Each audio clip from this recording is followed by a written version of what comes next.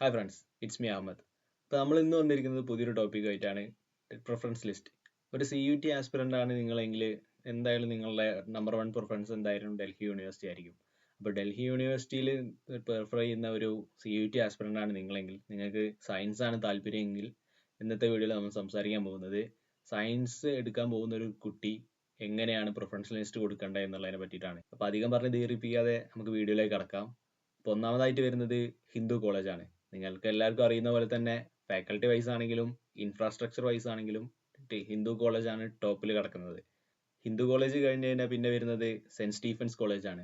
ഒരു science student എന്ന നിലയിൽ ഡൽഹി യൂണിവേഴ്സിറ്റിയാണ് നിങ്ങൾ ലക്ഷ്യമെങ്കിൽ സെൻറ്റ് സ്റ്റീഫൻസ് കോളേജ് ഒരിക്കലും നിങ്ങൾക്ക് ഒഴിവാക്കാൻ കഴിയില്ല. കാരണം physics honours, maths honours, chemistry honours ഇതിനൊക്കെ ടോപ്പ് ലെവലിൽ ലിസ്റ്റിലുള്ള ഒരു കോളേജാണ് സെൻറ്റ് സ്റ്റീഫൻസ് കോളേജ്.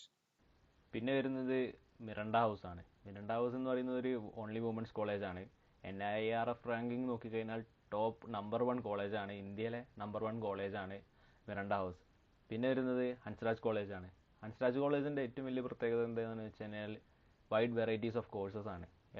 ഏകദേശം ഡൽഹി യൂണിവേഴ്സിറ്റി അണ്ടറിൽ വരുന്ന അധിക കോഴ്സുകളും ഹൻസ്രാജ് കോളേജ് ഓഫർ ചെയ്യുന്നുണ്ട്. പിന്നെ നോക്കിയാൽ ഇൻഫ്രാസ്ട്രക്ചർ. ഹൻസ്രാജ് കോളേജിൻ്റെ ഇൻഫ്രാസ്ട്രക്ചറും വളരെയധികം നല്ലതാണ്. പിന്നെ അലുമിനൈസിൻ്റെ കാര്യം എടുക്കുകയാണെങ്കിലും ഹൻസ്രാജ് കോളേജ് ടോപ്പിൽ നിൽക്കുന്ന ഒരു കോളേജാണ്. പിന്നെ വരുന്നത് കിരോൽമൽ കോളേജാണ്. കിരോൽമൽ കോളേജിൽ എടുത്ത് നോക്കിക്കഴിഞ്ഞാൽ വളരെ നല്ല എൻവയോൺമെൻറ്റാണ് കിരോൽമൽ കോളേജിൽ കിട്ടാൻ പോകുന്നത്. അത് കഴിഞ്ഞാൽ പിന്നെ നോക്കി കഴിയുമ്പോൾ അടുത്തതായിട്ട് ഒരു പോയിന്റ് പറയുകയാണെങ്കിൽ കിരോൽമൽ കോളേജിൻ്റെ സൊസൈറ്റീസും കാര്യങ്ങളും വളരെ അടിപൊളിയാണ് കിരോൽമൽ കോളേജിൽ. അടുത്തതായിട്ട് വരുന്നത് രാംജാസ് കോളേജാണ്. അടുത്തതായിട്ട് വരുന്നത് ശ്രീ വെങ്കിടേശ്വര കോളേജ്. ഇതുവരെ പറഞ്ഞ കോളേജെല്ലാം നോർത്ത് ക്യാമ്പസിലാണെങ്കിൽ ഈ കോളേജ് വരുന്നത് സൗത്ത് ക്യാമ്പസിലാണ്. പക്ഷേ സൗത്ത് ക്യാമ്പസിൻ്റെ ടോപ്പ് കോളേജ് എന്നറിയപ്പെടുന്ന ഒരു കോളേജാണ് ശ്രീ വെങ്കിടേശ്വര കോളേജ്. ഈ കോളേജ് വരുന്നത് സൗത്ത് ക്യാമ്പസിലാണെങ്കിലും ഈ കോളേജ് നോർത്ത് ക്യാമ്പസിനോടൊപ്പം തന്നെ കമ്പീറ്റബിൾ ആയിട്ടുള്ള ഒരു കോളേജാണ് സൗത്ത് ക്യാമ്പസിൽ വരുന്ന ഈ ശ്രീ വെങ്കിടേശ്വര കോളേജും.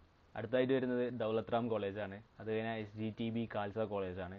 പിന്നെ വരുന്നത് ഗാർഗി കോളേജാണ്. ഗാർഗി കോളേജ് ഒരു ഓൺലി വുമൻസ് കോളേജാണ്. പിന്നെ വരുന്നത് LSR കോളേജാണ്. ഇതും ഒരു ഓൺലി വുമൻസ് കോളേജാണ്. സൗത്ത് ക്യാമ്പസിലായിട്ടാണ് LSR കോളേജ് വരുന്നത്.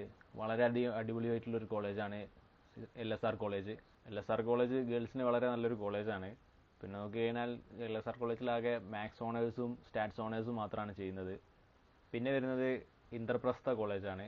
IP കോളേജിൽ വരുന്നതും സ്റ്റാറ്റ്സ് ഓണേഴ്സും മാത്സ് ഓണേഴ്സും മാത്രമാണ്. ഇതൊരു ഓൺലി വുമൻസ് കോളേജാണ്. പിന്നെ വരുന്നത് മൈത്രേയി കോളേജാണ്. ഇതും ഒരു ഓൺലി വുമൻസ് കോളേജാണ്. പിന്നെ വരുന്നത് രാംലാൽ ആനന്ദ് കോളേജാണ്. അത് കഴിഞ്ഞാൽ വരുന്നത് ദ്യാൽ സിംഗ് കോളേജാണ്. ദ്യാൽ സിംഗ് കോളേജ് നോക്കിക്കഴിഞ്ഞാൽ BCom കോഴ്സുകൾക്കാണ് നോക്കുന്നതെങ്കിൽ കുറഞ്ഞ പ്രിഫറൻസാണ് ദ്യാൽ സിംഗ് കോളേജിന് കൊടുക്കുന്നത്. പക്ഷേ നിങ്ങളൊരു BSc കോഴ്സാണ് നിങ്ങൾ നോക്കുന്നതെങ്കിൽ ദ്യാൽ സിംഗ് കോളേജ് വളരെ നല്ലൊരു കോളേജാണ്. പിന്നെ വരുന്നത് മാതാ സുന്ദരി കോളേജാണ്. ഇതൊരു ഓൺലി വുമൻസ് കോളേജാണ്. ഈ കോളേജിനെ പറ്റി പറയുകയാണെങ്കിൽ ഹോം സയൻസിന് ഏറ്റവും നല്ലൊരു കോളേജുകളിലൊന്നാണ് മാതാ സുന്ദരി കോളേജ്. പിന്നെ മാതാ സുന്ദരി കോളേജ് എന്ന് പറയുന്നത് ഒരു സിഖ് മൈനോറിറ്റി കോളേജ് കൂടിയാണ്. പിന്നെ വരുന്നത് മോട്ടിലാൽ നെഹ്റു കോളേജാണ്. അത് കഴിഞ്ഞാൽ വരുന്നത് ആര്യഭട്ട കോളേജാണ്. അത് കഴിഞ്ഞാൽ വരുന്നത് രാമാനുജൻ കോളേജാണ്. പിന്നെ വരുന്നത് PGDAV കോളേജാണ്. അപ്പോൾ ഇതാണ് ടോപ്പ് 20 കോളേജുകൾ വരുന്നത്. ഒരു സയൻസ് സ്റ്റുഡൻ്റ് ആണ് നിങ്ങളെങ്കിൽ കൊടുക്കേണ്ട പ്രിഫറൻസ് ലിസ്റ്റിൽ വരുന്ന ടോപ്പ് 20 കോളേജുകൾ മസ്റ്റായിട്ട് ഈ കോളേജുകൾ നിങ്ങൾ ഉൾപ്പെടുത്താൻ നോക്കുക.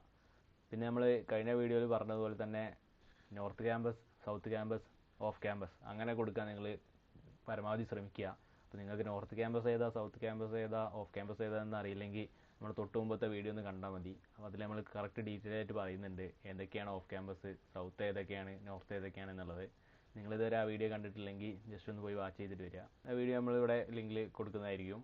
അപ്പോൾ ഇത്രയാണ് നമ്മൾ ഇന്നത്തെ വീഡിയോയിൽ സംസാരിക്കുന്നത്. അപ്പോൾ നിങ്ങളിതുവരെ ഈ ചാനൽ സബ്സ്ക്രൈബ് ചെയ്തിട്ടില്ലെങ്കിൽ സബ്സ്ക്രൈബ് ചെയ്യുക. നിങ്ങളിത് വീഡിയോ ഇഷ്ടപ്പെട്ടിട്ടുണ്ടെങ്കിൽ ലൈക്ക് ചെയ്യുക. കൂട്ടുകാർക്കും ഫ്രണ്ട്സിനൊക്കെ ഉപകാരപ്പെടുന്നൊരു വീഡിയോ ആണ്. അപ്പോൾ ഒന്ന് ഷെയർ ചെയ്ത് കൊടുക്കുക. അപ്പോൾ എല്ലാവർക്കും ഡൽഹി യൂണിവേഴ്സിറ്റി കിട്ടട്ടെ എന്ന് ആശംസിച്ചുകൊണ്ട് ഈ വീഡിയോ നമ്മളിവിടെ വൈൻഡപ്പ് ചെയ്യുകയാണ്. അപ്പോൾ അടുത്ത വീഡിയോ ആയിട്ട് കാണുന്നവരെ എല്ലാവരും സന്തോഷത്തോടെ ഇരിക്കുക. ബൈ.